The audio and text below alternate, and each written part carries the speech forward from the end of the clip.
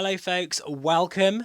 This is Sim Update 6, or at least my first impressions of it, and it starts of course with downloading it, which you can see right now, all 8.93 gigs. Now just to say, I'd recommend if you haven't done this already to reboot your computer. I'm saying this because I didn't. In fact, I often preach about the ways you should make sure you update, and then I don't follow them myself, so yeah, I'm on the naughty step.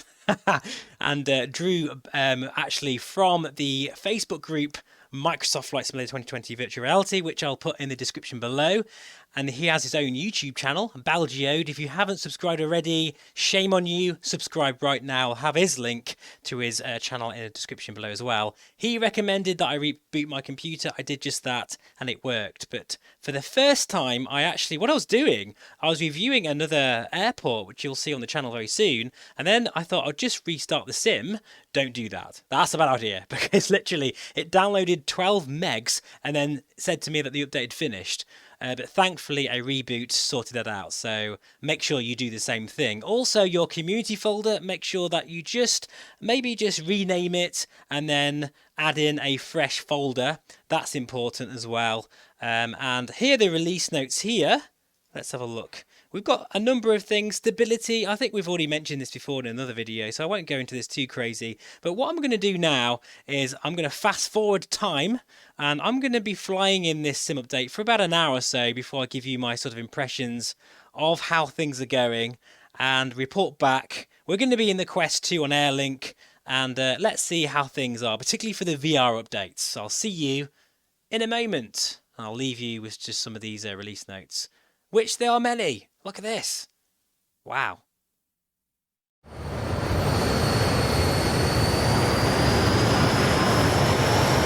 Right, so welcome back. We're now using Sim Update 6, and there's a few things I've noticed. I've been flying around for about an hour. This is the Just Flight Hawk, by the way, which will be released very soon, and this is why I've decided to fly in this particular aircraft, because I know that Just Flight are wanting to know how well this sim performs and if there's any bugs. Now, I can't say for certain, but it certainly feels okay, but I'd have to do a thorough test, so I can't really confirm that one. But what I have noticed so far is that the mouse pointer in VR is annoying still. It actually still kind of stays in your vision, if that makes sense. In fact, if anything, it kind of hangs around a bit more than you want it to, which is a bit frustrating, but I'm not quite sure what's going on there. Also, the sort of VR menus, while they do look a bit better, they still have the they're still jaggy, if that makes sense, around the box area. I can still see that there's like jagged lines, which never used to be like that in Sim Update 4. In terms of the stability, well, in about an hour, in fact probably about an hour and a half now, I've been flying. I haven't had any issues with crashes, which is good. Also, I've been messing around with my USB devices. They have been I've been plugging them in and out. Sometimes that used to crash the sim. No issues there, so that's good.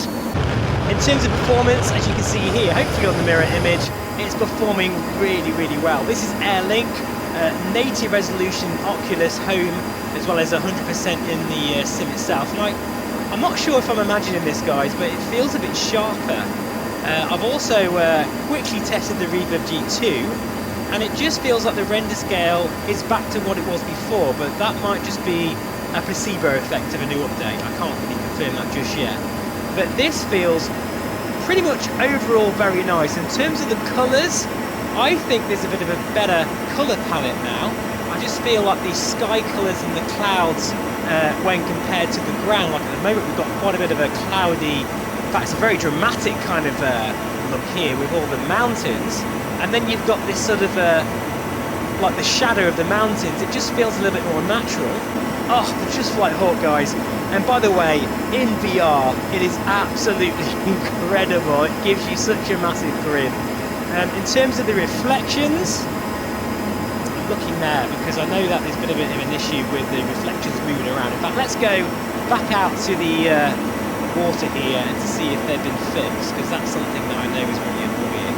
In fact, here we go, there's a reflection here and there.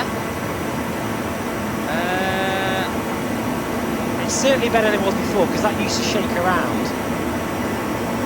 Basically, it used to kind of dance. That sounds really weird saying that, but it kind of went in and out. But that looks like it's behaving itself, which is good. we'll have a look over here as well. This is Wales, by the way, flying nice and low in the Mach loop. I tell you what, it's quite a feeling in this aircraft. Just Flight have done an amazing job here. Yeah, that's definitely fixed. That definitely looks better than it was before. So I think overall, it's good news.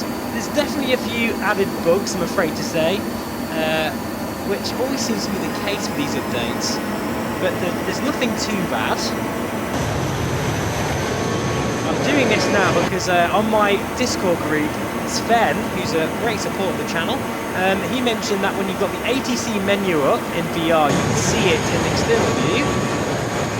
I'm not having that issue there, so that's good. I think you can see here, guys. Oh wow, I'm getting told off here. I think you can see that this is performing really well. I think I'll leave it here for this video, guys. Please let me know in the comments, what are your impressions? How are you getting on with Sim Update 6? Please let me know.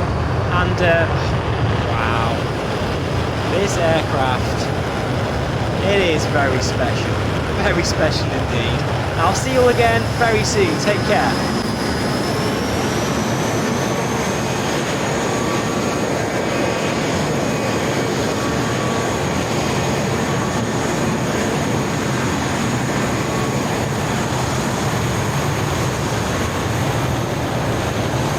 What a beauty.